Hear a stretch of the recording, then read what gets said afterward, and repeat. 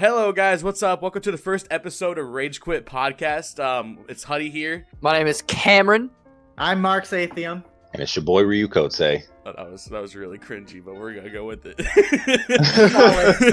All right, guys. So this is our first episode. We have a little bit to talk about, kind of just getting into the getting used to doing these podcasts like that. But today we're gonna be talking about Xbox and Sony, a lot of things on those lines, and then we're gonna be talking about the new Call of Duty Cold War trailer, and also talk about some of the leaks that they've had so far, aka the multiplayer, zombie modes, and just the whole campaign, the thing that they're releasing basically kind of after Black Ops 1. So let's get right into the Xbox and PlayStation. So all right, guys, since you are the one with all the information right now, so what's the difference of prices of Sony and Xbox? They released it the other day on Twitter, I'm pretty sure. So via the announcement on Twitter, we found that the price difference between the Xbox and the PlayStation 5 were roughly similar. They're coming in at $499 a piece. But the PS5's digital version is raking in at $399. Much cheaper. Dude, I could tell. Well, I mean, I don't know if you guys ever saw this, but like the Xbox has kind of got in trouble here recently because like the whole graphics situation. Like especially since it's not outperforming like PlayStation's, especially since, it's kind of like all these consoles are becoming PCs at this point. And it's especially since they're finally adding in SSDs. Yeah, like SSDs is like the final touch to just becoming a computer. Xbox has already put Microsoft Store on PCs. PlayStation's already in talks with tons of companies about making more of a platform on PC as well. I mean, what do you guys think about that? I mean, for me, it's like, as a PC player, right? As a person who mains PC, it eliminates my need to get an Xbox. Like, I'm not going to get an Xbox just because I don't want to spend the extra money, since I can get everything with Xbox Game Pass on PC. But then also, like you said, it's a lot of Sony games, even the exclusives, they're starting to do the same thing. For example, they've started to add in a lot of the PS4, the bigger PS4 games. Like, I know Horizon Zero Dawn just got added into Steam. So if they keep doing that, it's going to eliminate really any need for PC players. Because obviously there's always going to be people who don't have PCs, right? Like, the upfront cost is more expensive to get a decent PC. Yeah, I mean, for sure. I mean, you're looking at like PCs being like at least a good one, like the whole 27 Super phase nowadays. You're looking at like $2,500 for a good PC. Like, exactly. motherboards and stuff like that. It's just the graphics card that's so expensive these days. Mm-hmm. I am gonna give them credit though, considering they are incorporating RTX into both of them. We're starting to get to the point where it's negligible at best what it's going to be in difference. The only difference is going to be whether they can hit 60 frames or not. And I believe both of them are now, including I think I know for a fact the PS5 will do true 4K at 60 in some titles. So that brings a good point. Is I actually, and you had just said, I think, the opposite, so I may have read it wrong, but I have to find the article, so I'll do that when I finish talking about this. But I saw that Sony developers are saying that for cross-platform games, they're saying that they're struggling to hold native 4K at 60 FPS on the PS5, which is kind of a big deal, because when they initially launched all this, they were saying that it's going to be 120 frame per second console at native 4K. Yeah, that's kind of hard to hit. Yeah, going on that point, like, we were playing Modern Warfare the other day. Me and Ryu and my brother, we're playing Modern Warfare, and I don't have any problems. I have an expensive PC. I built it so like that, Mm-hmm. And it's just not fair for people like Ryu that don't have like the expensive $2,500 PCs and stuff like that, trying to play Modern Warfare, when Modern Warfare and Activision put out a statement saying that you can run Modern Warfare's Warzone under i3 processor and as low as like a 1050 GTX or even a 980, but yep. Ryu has a 1050, and it's just like, it makes no sense because it uses more of his CPU than it uses his VRAM. I feel like they're unbalanced when it comes to graphics. They can't control that compared to console. Like, console, you get these little console lags or whatever. They could barely even keep the graphics up with the consoles like CPUs. Mm-hmm. So I feel like if they're going to keep making these games more realistic, they need to evolve the consoles around them, because the PS4 has been outdated for since 2013. I mean, putting all these brand new graphics. I mean, there's been a whole bunch of new content bringing out since 7 years ago. Like, how are they evolving PS4 around these brand new graphics? Like, it's just, and also bringing it to PC, it just makes stuff more difficult with different files, different graphics resolutions, different gameplay mechanics, and just frames in general, because PS4 and Xbox have caps. Yeah. PC doesn't. So And the old techniques that they used to do with like dynamic resolution, where it would go up and down based on what the performance was, isn't gonna slide anymore with like stuff like the RTX series that just came out and the old cards that are like the first generation. So even though they might not be rounded out, you're gonna look at the consoles and they're gonna be able to technically do stuff like that, but they're gonna have to balance it out with everything else, even to hit 4K, like in general.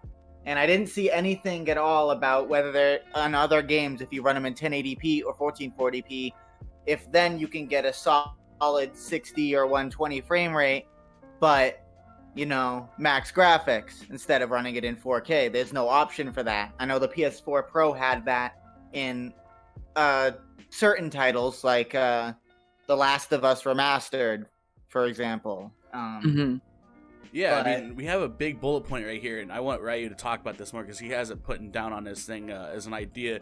Do you think a lot of people are switching from Sony to PC, especially for Xbox? Xbox has seen a lot of decreases, even since even since the release of Xbox One. Xbox One's release was, I mean, I bought an Xbox One just to watch Netflix because it sucked at graphics of any other game, didn't catch up. Netflix was shot in 4K. That was the only game that was the only thing on 4K on the console. So I mean, do you see a really big decline on consoles right now, especially since Ryu, you're the one recently that switched to PC from PlayStation, been on PlayStation for long, and so what do you think about that? I do strongly believe there's a sharp decline in sales for both companies as of recent. I mean, looking at the amount of units pushed out, PlayStation managed to sell 1,000 units on their first 24 hours, doubling Xbox's unit pushing. You look to the end of these charts, and they were barely managing to scrape any out the door. They were taking more back than they were pushing out. A lot of people are switching to PC just because the availability and ease of access and changing parts and everything's starting to switch over to PC. Yeah, it's going to be a lot like buying a console is a lot like buying a PC with just their operating system. That's absolutely true. A pre-built. That's basically a pre-built. And I mean, now to build something decent right now, you don't really even need much at all. I went online to go get rid of a couple old GPUs that I have, and these are pretty solid 1080p cards, and they're only going for like $80 and stuff like that. That's extremely affordable compared to back when I bought them. That's a really big point. Something pretty solid right now. It's a really big point. You don't have to worry about 4K because that's still an evolving technology. I've got an 9900K. I still have to turn shit down to get to 4K. Because if you don't have even a monitor that can play on 4K or a TV that can run 4K, then it's completely useless to buy the hardware to run it anyways because you're not going to see it. Yeah, just like the new CPUs, like i9s, they have brand new 4K CPU built Intel graphics. I mean, what's the point? What's the point of buying a $700 27 Super when you could just use your own CPU to run 4K? And even if the console can hit 4K 120, like they were trying to say that they were designing it around, where are you gonna find a 4K 120 hertz TV for these? You're really not. They're not. For $2,500, you can find one. Yeah, which at that point, why are you buying the TV instead of buying the PC in a decent 1440 hertz monitor?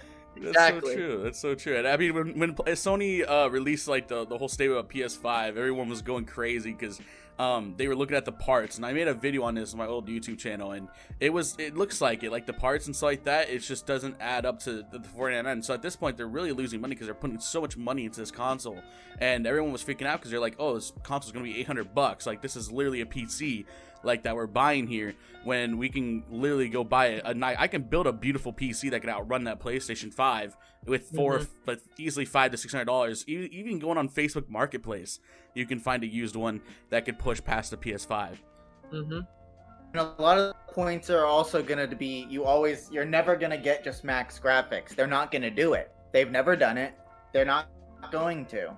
They're going to turn down a few things to make sure they hit that solid point, so that all those people that just want to plug and play don't have those hiccups. So if it does do 4K at 30 frames per second, there's not going to be a hiccup at all. If it's 60, they're going to make sure they turn down things to make sure that it hits that.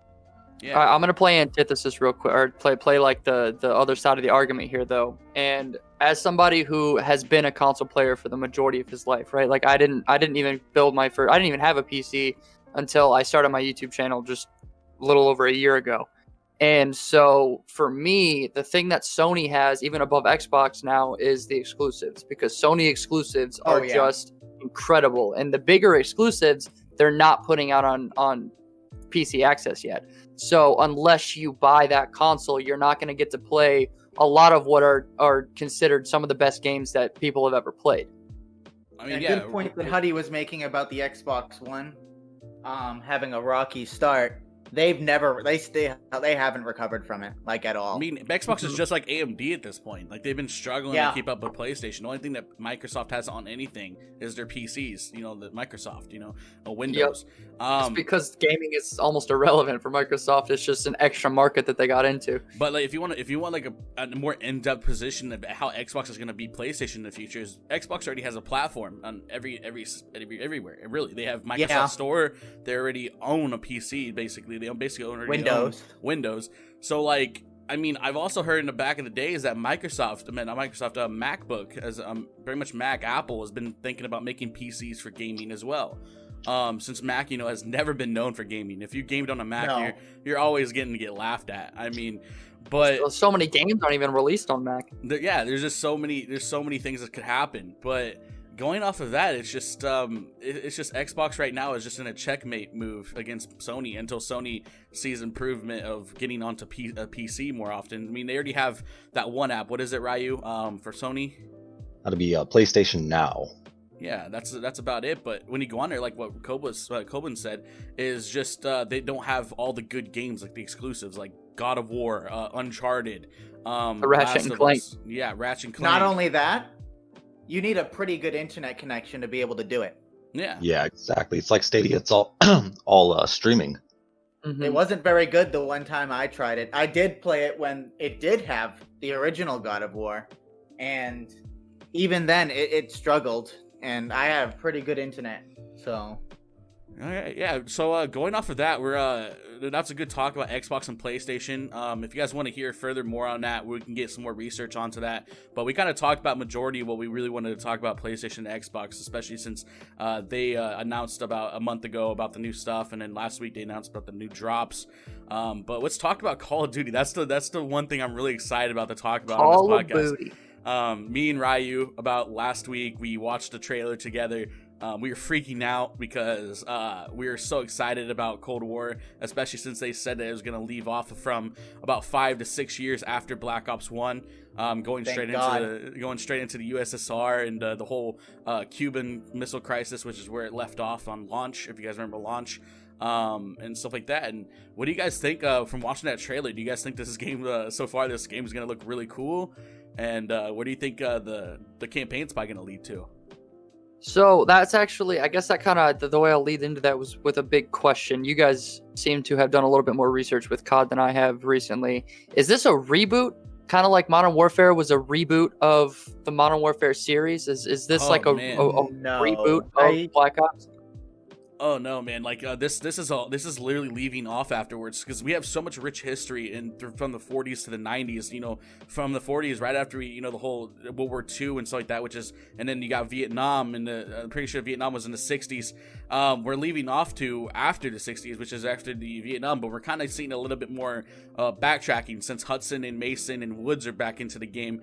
This is pre Black Ops 2, when we know that Woods is alive. So it's between 1 and 2. Yes. A true sequel, yes. A pre-sequel kind of deal, like Borderlands. Like Borderlands. Okay, I got you. It's gonna be awesome. I think like if you were to ignore Black Ops 2 and onwards and just did the original in this game, you'd be able to follow the story pretty cleanly, which is what I'm hoping for. Because Black Ops 2 was set in the not so distant future. I think that's in 5 years from now. 2025. Yeah. So they were kind of a little bit in the future, but I feel like Black Ops 2 could have been released now, and then they could have released this Cold War literally back in 2012. Like, I never liked how Treyarch in Black Ops series, they never were like this. They were always in order, you know, going from World at War, and then they went to, you know, Call of Duty Black Ops 1, you know, Vietnam World War 2 days, and then releasing Black Ops 3 and Black Ops 2, which just jumped, like, 60 years ahead out of nowhere, you know, just randomly, and that's when the game started going too futuristic. And then coming back, like, 10 years later almost, to kind of just be like, oh yeah, we're just gonna go back and finish up the history that we literally forgot about. And however, I am pretty happy to see that they're gonna be doing that now, because if it had released back then, it probably would have looked pretty dated, and they might not have had all the ideas that they do now, that they've had time to get all the feedback from people who played 1 through 4. Yeah, I mean, like they have tons of time right now. I mean, from the 70s to the 90s is when the whole Cold War was basically going on. You got the Korean War, you got all that stuff. I mean, USSR didn't change to Russia, you know, especially like within that until the 91, I'm pretty sure. So like, there's a lot of history that they got for 20 years of content within this game. So I mean, I'm excited to see how they play their cards. If they're gonna, you know, maybe leave off of a good start, ending point for another series off of Cold War, going into like, let's say like Desert Storm, let's say going to like the Black Hawk Down kind of situation. You know, we see those movies in the 90s when, you know, my dad was in those wars. You know, it's just exciting to see, because they have so much potential and so much content to bring in with the 20 years that's missing. Especially since we're going to be basically almost in Russia the whole time we're going to be in this game, you know, going to infiltrating. And I'm excited to see what Hudson Mason's doing, because you remember Hudson was corrupted. Yeah, I'm excited to see that lore come back up. Yeah. And that basically, I'm excited for the zombies too, because you know how Hudson was infiltrated with the numbers and stuff, and you know, we might even see Reznov pop back up, because you know how he saw him through his best friend from the back of the days. I think that's over though. Yeah, it might be over, but man, they left out a lot during the trailer. Like, I'm excited to see the new future trailers, see if they get more in depth into the play of the campaign. But the campaign could be anything really at this point. They left it really open in the trailer, which I love, and but I'm really excited to see what the multiplayer aspect is. And that's my thing. Yeah, because I know everybody's got their own thing. Like, you got your zombies players, you got the people who love the campaign of COD, and they try to like do all these different challenges to beat it on veteran and stuff. But then you got the PvP players, and I probably align more with zombies and PvP. I mean, I play all the campaigns, but the PvP for me is gonna what's make or break the game. You know, we were talking a little bit before we started filming about how this most recent Call of Modern Warfare it's my least favorite COD, just because I don't mesh with the multiplayer at all. So I'm gonna be real excited. I was doing some research that it's leaked that the PvP beta is gonna be sometime in October. So I'm real excited to get my hands on that and kind of get a feel for what. Yeah, on PlayStation, on PlayStation specifically. Yeah, and I'm excited about that, because I think they have the beta keys if you pre-order Call of Duty Cold War right now, and I'm pretty sure September 11th or September 13th, somewhere around there, is the beta for like a weekend. I'm pretty sure something like that for multiplayer. But that's only exclusive for PlayStation. So I think when you're like, I think October's for Xbox. I'm not too sure, because you know how Call of Duty favors a PlayStation now since 2014. Yeah. That was a hard switch. Yeah, it was a hard switch, but it was really dirty, because you know how, you know, PlayStation offered more money than Xbox. It's just, I'm excited to see that, but there's a lot of stuff that they're infiltrating back into. They're adding only 3 perks in multiplayer. You can have up to 5 attachments on your guns. They brought back the stoner guns. They brought back so it's like old school COD again. Yeah, but the one thing I'm really sad about is that they didn't release the Galil. But I'm hoping they like save that as a secret, because the Galil is one of those guns that have not been really brought back. Or it could be a DLC. And it was a good one. Yeah, and that's a good one. But all the old guns like AK-74U and all that's coming back from Black Ops 1. Everyone's excited about that crap. And you know they're gonna have the battle pass too, so it could also be one of those guns that you know, on fan requests they can add it in. Because like with Modern Warfare, that's something I do like, is all of the guns, so long as you do the battle pass, you get the guns. Or even because you don't even, they're all free, like the new implements. And I think, correct me if I'm wrong, But if the battle pass goes away and you don't have the gun yet, then there's just a weapon challenge you can do within the category to unlock that new gun. Oh yeah, I mean Xbox. I mean since 2014, the whole FIFA, boxes you have to buy for in-game purchases just kind of blew everything up. And ever since, the whole like battle pass, because of battle royales, all that. I'm excited to see like if Call of Duty is gonna make this game more of a pay to win, or if they're gonna make it more of like an equal, thing. Like if you buy a battle pass, you get these weapons. But back in like Modern Warfare, it kind of didn't work out because if you didn't have the battle pass, you would kind of miss out on a lot of opportunities. That's why I always win, because at that point you're buying a $60 game, $70 game if they for PS5. I'm pretty sure they're adding an extra $10. And then you also got to pay. Let's think about it, for a year you got to pay $10. You're also adding another $120 onto battle passes. More than actually, less than that. It's like 3 months, I'm pretty sure. So you're still adding at least $40.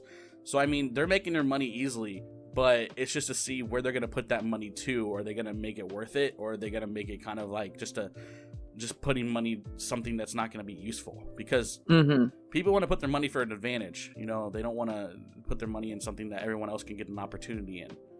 And I believe we can rest assured with the new battle pass, that it will be linked with Warzone's battle pass. So it'll be like owning 2 battle passes for the price of 1. I know if you pre-order, you do get skins in Warzone. I believe of wood. Yeah. Woods? Yeah, you get Woods. That's out right now. But it's kind of cool because I've never seen Infinity Ward and Treyarch actually combine. Like work together on something? something? Work together. When you were saying earlier about it ending in like the Cold War ending in 91 and spreading the story towards like more modern things, maybe that's the plan, to connect it to the new Modern Warfare. Oh, that'd be interesting. That'd be to sick. link the two. Since this is a reboot of the Modern Warfare series anyways, this could be a way to link the two stories. Yeah, I mean, like, it's more of a reboot of Black Ops 1, but I mean, I could see it being like that because, Modern Warfare is more of on the unrealistic, Infinity Ward was kind of more unrealistic, like, history. I would say Call of Duty Black Ops has always been kind of a more of an accurate, like, would say the Vietnam, World War, and stuff like that. But, like, the whole Black Ops 2 areas when everyone was kind of but it's also the best game ever created, with multiplayer. Story mode was a little slacky, but, I mean, dude, multiplayer is everyone's like fantasy, like competitive. Yeah, I want to see competitive Call of Duty become bigger than what it was. I mean, it's dead right now. Like Call of Duty competitive is dead. I mean, hell, Fortnite's even outreached Call of Duty's competitiveness. And that's where I'm a little bit opposite on it.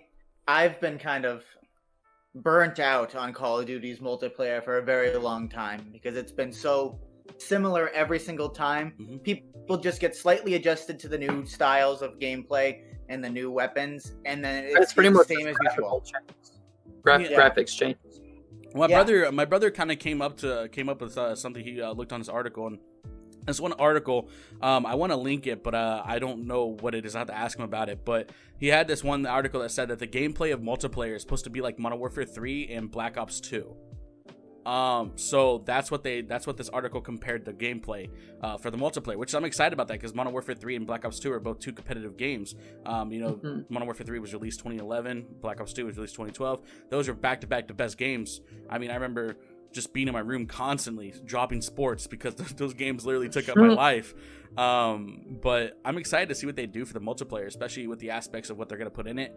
I don't really agree with the 5 attachments, mostly because back in the day, I understand futuristic games, there's 5 attachments on a gun. It was like 2 attachments, right? Yeah, realistically, I can only see 3, maybe even adding a special perk to add 4 or something like they did in Black Ops 2.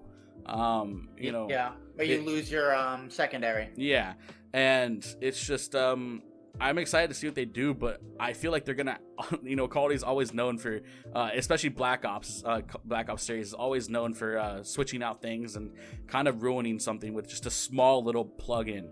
And Modern Warfare is a little bit more adjusted than that. They always kind of make it like, hey, this is what's gonna be like, and get used to it. We're just gonna do a couple gun revamps, crap like that. But Call of Duty Black Ops, the first month is when you see a very big drastic change within the gameplay. And I feel like their first month of Call of Duty Black Ops, it's always been like a first month of like a trial beta. I think something they need to do, and this is something that, one of the reasons Modern Warfare 2 is for a lot of people considered the best Call of Duty is because when that game first came out, there was no meta, right? Like every single gun was a viable option and more just dependent on your play style. you know, you could use the intervention and one-shot kill people, or you could use EBR and you could snipe people pretty quickly with 3 shots from, you know, a little bit closer range, stuff like that, right? And I feel like with all multiplayer games recently, you know, Destiny multiplayer, even games like Overwatch, where like certain operators, or Siege, where certain operators are just better than others because of the guns they have available. Something that I miss is when every single gun was kind of a viable option, and it more just kind of changed how you played the game versus, you know, long range, short range, whatever, and like you could fit it to your play style. So that's something that I feel like has been missing from games for a while. And I get why they do it. It's to cycle through guns and make people use different stuff. But I like to have the freedom to choose my loadout and feel like I'm going to be competent if I'm not using this one specific gun. For sure. Like, just going into the funny moments. Like, I'm a funny moment Call of Duty person. Like, I don't play it like for seriousness. I'm out of date. I'm old. I can't do competitive Call of Duty anymore. I have no eyes. You know, it's just like, I love sitting there teabagging people, dude, right? You know, I love killing them. I love giving that, you know, the dick in their face. You know, I like doing that shit, you know? Give them that nay-nay. Yeah, give them that nay-nay. And then, but like, I hope they include like a lot of more funny things. Like me and Ryu's been playing Halo yesterday. And I mean, just bringing in these small little cuts of funny, like wording and funny, like dialogue. And just funny gameplay, just having fun with it is what I'm hoping they do with the multiplayer, instead of it being too competitive as well, like what Mark says. You know, too competitive could be a little too, you know, too eager, and too, it could also draw a lot of players out. A lot of players play Call of Duty for fun. Alienate people. Is there gonna be a lot of room for, you know, YouTubers that do funny moments on the game? Is there gonna be, you know, like the whole slide and jump thing, like the whole Call of Duty Black Ops, like Call of Duty Ghost? I love that. I love the whole slide aspect. I love that because I could literally slide everywhere and then just teabag on someone just right when I slide on them. But I also miss, like, when was the last time they made a jumping dolphin dive? You know? Yeah, like, I think Black Ops. I think Black Ops 1. Black Ops 2 did that, I'm pretty sure. Did they? Okay. Yeah, but like, I love just, you know, jumping around corners and shit, you know, like, yeah, like nowhere. You know, just out of the focus. Well, that was something so Sorry, go ahead. It's the last game that I really liked competitive that I thought did it very, very well was Halo 3. I've got to say. Yeah, dude. Every one of these games should be modeled on Halo 3. And it would be balanced and people would have fun. Yeah. And even multiplayer on Halo 3 was fun. Man, you hop in yourself into a Banshee and you're like, dude, I'm going to get like 20 kills. And you haven't died in like 10 minutes. But, I mean, it's just like, I hope they bring the fun aspect to it. I don't know what your guys' opinion on that. Like, I'm more of a funny guy. Like, I like hopping on there with my friends. I agree. But it's just that. Another thing they could do too is like with some of the more recent CODs, they've been adding, like with the battle passes, they've been adding in just completely random weapons. Like you can run around with swords, and you can run around with like a bag of money that you can beat people with, or the crazy skins. I remember one in Black Ops 4. It was like you could turn your gun into like an airplane. Just weird stuff like that. That just, it adds the silliness factor, and it makes it just fun to see what's going to come out. Yeah, and on top of that, I wanted to mention that there's not going to be any specialties like Black Ops 3, you know, like the newer Call of Duty, like Infinite Warfare, you know, crap like that. But going on here, I want to hear Ryu's opinion on this too, because we've been talking a lot. But Ryu's been playing Call of Duty for a long time. He's also good at it, and he's also been on console too. So majority of Call of Duty is a console players. I mean, especially for competitive. So what do you think about that, Ray? I know that when they created a competitive environment in Call of Duty, it started to make it feel like more of a job rather than a game, which is what we've all set out to do, is play a game. And we kind of lose sight of that, and it forces us all into this mundane, recycled gameplay style that we do every single day, and slowly drives us away from the game. I know that, you know, when you get the funny moments, those funny clips, that's what draws you back every single day. And I'd like to see a lot more of that in future. Yeah, I feel like Vondhard, the lead developer of some of the games in multiplayer for Call of Duty, for Treyarch's side, he's always known for favoring like competitive players' opinions. So like for us people that love just to hang out and play the game just for the fun of it, getting one-shot kills with a ballista, for instance, or DSR in Black Ops 2, you know, he ruined that aspect for everyone. And, you know, I hope Call of Duty doesn't favor the competitive side. You know, I hope they don't listen to too many competitive players, you know, like Fortnite did with Ninja, like Call of Duty Black Ops 2 did for, you know, Scumpy Optic. You know, it's just, I hope they don't nerf the guns that make it more fun for people that aren't in the competitive scene, because competitive's not for everyone. No one. Exactly. For me, personally, I'm just playing this game just to play with my bros and start teabagging hoes. You know what I'm saying? And I just don't want that aspect to ruin it. Coming out, wake up one morning, there's a 15 gigabyte update because the game's gonna be probably 300 gigabytes. Dude, the updates have become ridiculous. Yeah, and I want to talk about that too. What do you guys think the space is gonna be for this new Call of Duty? Oh my God, Modern Warfare was what, 200 gigabytes, 189, something like that. 175 gigabytes. On mine, it was 185. Jesus, dude. I don't know why. It's insane, and that's going on for the whole Xbox and PlayStation thing too that we were talking about earlier. Like they've been caught, putting in packets for just basically like empty packets into the games, so you have to delete other games. It's just they need to. I mean, look, we're going back to the Xbox 360 days when the games were only like 15 gigabytes. But you could like this skin in the 360 days, and it would just run. Yeah, but I'm not a thing anymore. Yeah, it's just like Call of Duty GTA. Like, the GTA was a perfect instance. I downloaded that for 30 gigabytes on my Xbox 360.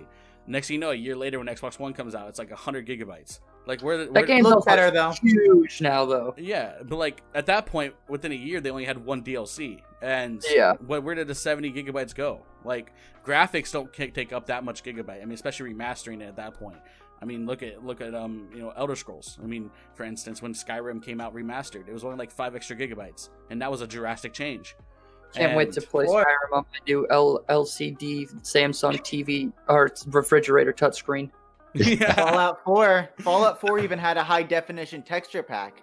I feel like that should be more widescreen, where if you want it, you can have like turn it all up and all that, like the original Skyrim. You can probably turn that thing all the way up in 4K and have no problems, and on like a lot of systems these days.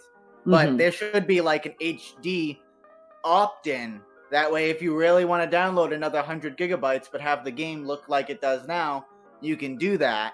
Or you can default to, I can't get too close to this wall, or it gets blurry graphics, but the game runs incredibly well, and you can still turn up a lot of bells and whistles. That's true. I mean, going on this one too, kind of pushing past to the big news for Call of Duty as well, especially since this is one of the biggest things we haven't seen since a good one since Black Ops 2. I don't know if you guys played Black Ops 2 Zombies. Best zombies, I think. Town, Transit. You got all those good ones, like the farm as well. You could just play at the farm if you wanted to. Yeah, it's funny because I think Black Ops 2 was my least favorite zombies. Really? Yeah. Well, and it didn't feel finished because the way they were designing it with the world to go around the world, they didn't release enough maps for it to really feel filled out. You know what I mean? I'm a purist. I think my favorite zombies is World at War zombies. I'm gonna be honest. Absolutely. I really want to play that game again. Absolutely. So tell us a little bit more about the zombies aspect into the new Call of Duty, Ray. I don't know a whole lot about this zombies. They are doing a very good job of keeping this under wraps. The only information that they've released about it is that it's going to be a zombies mode, and it will probably be a battle royale of sorts. Yeah, that's They're usually pretty quiet because the zombies usually has like a quieted story behind it that you kind of got to follow and find the secrets. Dude, I can't stress enough how zombies is so important to the Call of Duty franchise. I mean, look, so many people has made their careers around zombies. Syndicate, Allier, a lot of people. Oh, with J456. Yeah, J456. Especially since he was the one that did the whole Black Ops. What was it? Was it Black Ops 3? Zombies. All the Easter egg hunts. Yeah, he did all the Easter egg hunts. Oh man. I don't know. Like, I feel like this battle royale. I don't know what they're gonna do with it. They do come out the battle royale. And I'm so excited about that. And I love zombies. I love hanging out, plugging in, an extra controller for me and my brother just to sit out before we go to work and be like, okay, dude, let's get the round 100 before we go to work a 12-hour shift. It's just the zombies is what's gonna bring out, and what's gonna if it's a good one, that's gonna bring a lot of people back to Call of Duty. Zombies and having a good multiplayer and having a good campaign. I stress it enough. Like, some people, I mean, campaigns are so important. I can't stress it up because if you look at the new Modern Warfare, remastered, what was it, Modern Warfare 2 remastered campaign, there were so many people. I think it was over 1 million people that bought a copy. So that shows you right there, 1 million people right there that rebought the Modern Warfare 2 campaign remastered. That shows you right there, there's already 1 million people that will buy a game for just its campaign, 8 hours of content. But I don't know about you, but Modern Warfare, dude, that was like 18 hours of content for a multiplayer. Like, Infinity Ward does a good job when it comes to, campaigns. And Black Ops is very, very good too. Like, it's a fun campaign, but they're really short. And I hope they bring that aspect to it, especially adding a little bit of zombies like they did back in Black Ops 1 at the end, the JFK situation. Yep.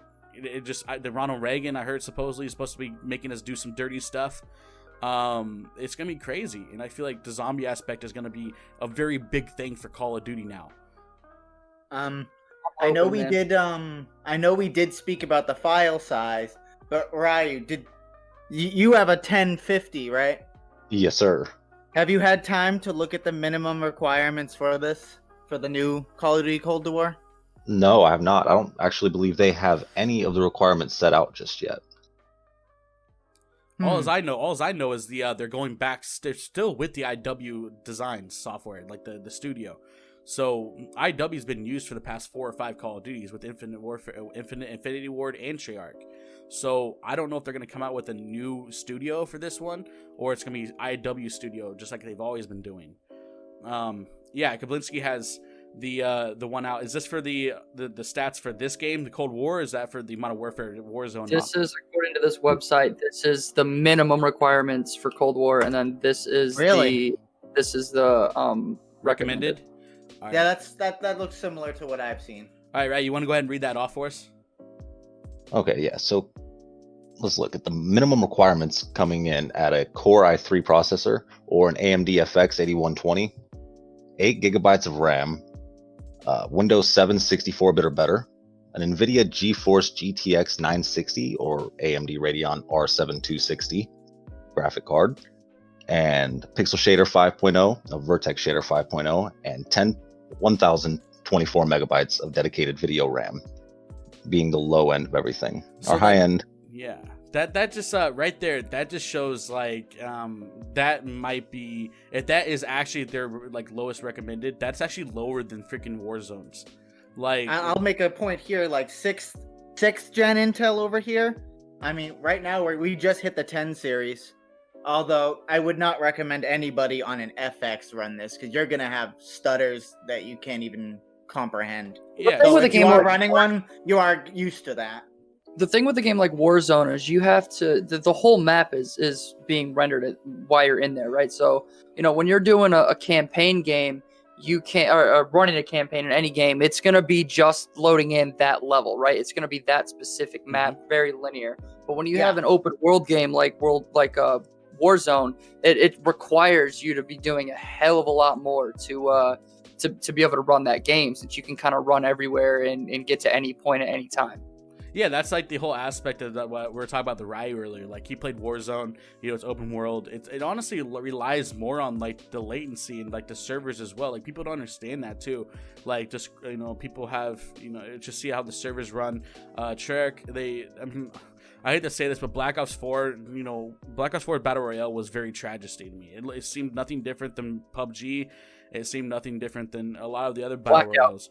Blackout. And I just didn't like that. But, the whole CPU and stuff like that, I mean, running off of Warzone and stuff like that, they need to have a different requirement for Warzone specifically, because it's tying in more of your CPU, because it's using more memory, because it's accessing different points. Like what you said, instead of just one map, Ryu could run a freaking multiplayer map on Call of Duty just fine at that point, since it's just loading at one map.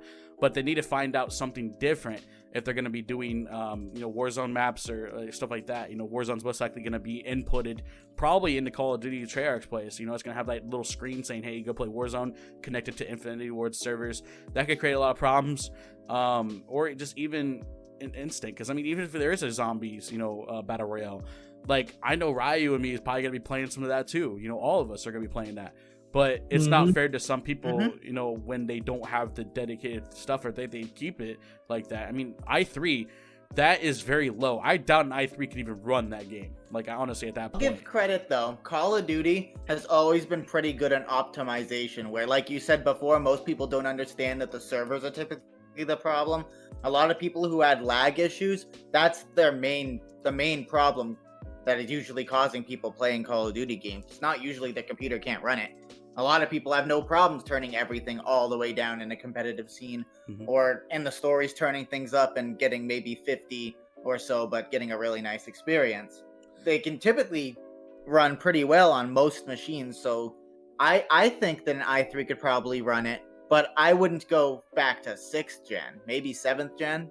Yeah, 7th or 8th gen. Yeah, at that point, it's just it's the aspect of it just kind of forces PC players to kind of get that get the low end of the point, because I think right now PlayStation, Xbox needs to favor PC at this point, because PC has majority of their players of Call of Duty, especially since Call of Duty is the only thing that keeps people really on consoles besides their exclusives, and let's say God of War, Last of Us 2. I mean, I don't know someone that goes on PlayStation and says, hey, I'm gonna go on Call of Duty, not Call of Duty, I'm gonna go on game and play it for 10 hours straight unless it's a campaign. The only time I ever get on console is to play story modes, like Spider-Man. Yeah. Fair. With say Uncharted. I don't go on there to play Call of Duty. If I want to play Call of Duty, I go on my PC. Mostly because it's easier to play against other people. It's cross-platform. I have a good computer to play it. But the thing is, it's dwindling. It's dwindling the experience for people on consoles, because once you do that cross-platform, people on PC outperform anyone on console because you have analog sticks. Back in the 360 days, also the comparison to hardware wasn't as far apart as it is today either. Where the 360 was pretty solid place to go and play Call of Duty. That's why there was probably the max amount of people during those years of playing Call of Duty games as they came out compared to PC. Other than PlayStation 3, which although people didn't prefer as much since it had the free online, anyone could pick it up and play with other people. Yeah. All right, go ahead and hit us with the recommended, Ryu. Recommended stats on this machine for running Cold War are going to be an Intel Core i5 or a Ryzen R7. The RAM required is recommended. It's going to be 12 gigabytes, running a Windows 10 64-bit operating system. Your graphic card should be somewhere around an NVIDIA GeForce GTX 1660 or an AMD Radeon R9. Your pixel shader 5.1, vertex shader 5.1, and 4 gigabytes of dedicated video RAM. See, that's just a drastic difference between recommended and minimum. You're looking at a $700 difference between a PC setup between the recommended and minimum. I am a little weirded out by the 4 gigabytes of VRAM, though. I mean, going from 1 gigabyte VRAM to just 4 gigabyte VRAM, that's actually a drastic change. I mean, I don't know that even 1 gigabyte cards have been out are even being made anymore. Because I'm seeing stuff like the 1080. I believe I saw one the other day with 11 gigabytes. Yeah, that's a TI. Yeah. It's just insane. I mean, look, I have one that runs 2 gigabytes, and that's the MSI Radeon 360, and I have that on my dad's computer. That's actually one of the best performing ones for cheap and for something that you could really afford. But I barely could even run a Call of Duty game on that that graphics card, and it has an i7 4700K, but it's not 1150 slot, so it's a DDR3. So the motherboard's very lacking. Yeah. But I think the drastic change between minimum and recommended is easily a lot. I mean, AMD, like you said, FX could definitely not run that. But then they're going from FX to a Radeon 7, Ryzen 7, which is one of the top performing processors out right now, is a Ryzen 7. I mean, it's just that doesn't even equal to a little minimum or recommended. There should be a small space in between that, a little bit of an Intel space going from an i5 from an i3. That's just especially at a low i3. That's just and also Windows 7. Who the hell uses Windows 7 anymore, dude? A lot of people don't really want to just take the plunge for whatever reason. I can't tell you why, because for the unforeseeable future, it's going to be Windows 10. They're not going to release anything new, so why not just upgrade now and not have to upgrade again? I don't really get it. But closing out this podcast, guys, we'll be going on for about 45 minutes now, and this is our first podcast, guys, and I don't know, I think we hit it pretty good. You guys had to deal with us. This is our first one. Sorry if it wasn't really that irritating for you guys. We had a lot of information in here, and I promise in the future that the videos will be freaking awesome. We have some really good ideas and stuff like that. So, do you guys think this is a good podcast? I think we know. Pretty solid. I think we'll win the internet of 2020. We're gonna win the internet of 2020. We're gonna teabag everyone. Dude. Cancel us. Yeah, no cancels. But yeah, guys, hope you guys did like the information that we gave you guys today for Xbox and PlayStation. A little bit of summary on that. You know, PlayStation's looking a little bit better than Xbox, but Xbox has more power moves. Call of Duty looks awesome so far that we've seen. But we will update you guys in future podcasts if there's any more information that comes out.